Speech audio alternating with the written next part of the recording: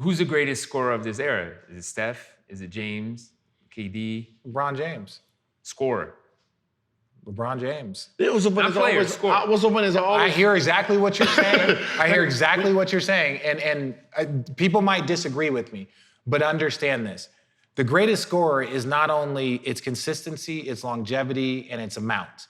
Now, it might not be these crazy bursts. Like for me, I was never like a 40-point a game. I was like every night you were gonna get between on my best, you were gonna get between like 17 and 30 every single night.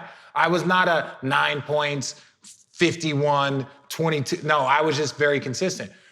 LeBron James, playoff scoring, right? Playoff scoring. He passed Michael Jordan 3 seasons ago, and he's going to add to that, right? Or before his career ends. So to pass LeBron James in all-time playoff scoring records, somebody is going to have to do what? Average 30 points a game and go to like 13 NBA finals. That shit's not gonna be broken. The playoff one's not. And then he's gonna pass Kareem. So as much as we don't view him as a scorer, right? Like Steph's greatest shooter, Kevin Durant, greatest like weapon as a scorer because he's so big, but like who's the greatest scorer?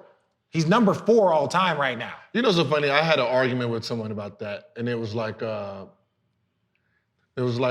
he's not even a natural scorer.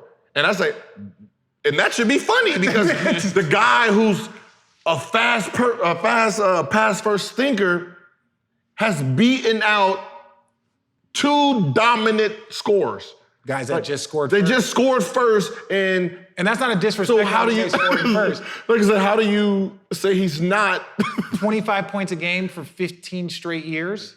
Like, I know it's weird. I know because it's weird when you don't think of him as that. He doesn't approach the game as that. But when you look at the records, they are that. See, yeah, that's the. So like if someone says who is the best natural scorer in the game today, everyone's gonna say, KD. I would, yeah.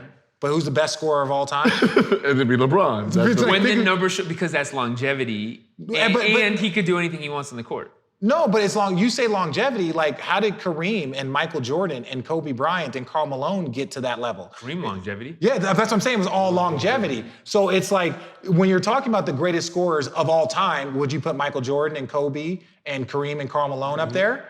But you don't consider Bron, even though he's about to pass all of those guys. But that's well. So would you say so Kareem is he the greatest scorer? If he's at the top of the list? list? Is the greatest basketball. Never shot a 3. Kareem is the greatest basketball player that ever played. If you look at like his dominating college, his like career in the NBA, LeBron James is probably the greatest basketball player ever built.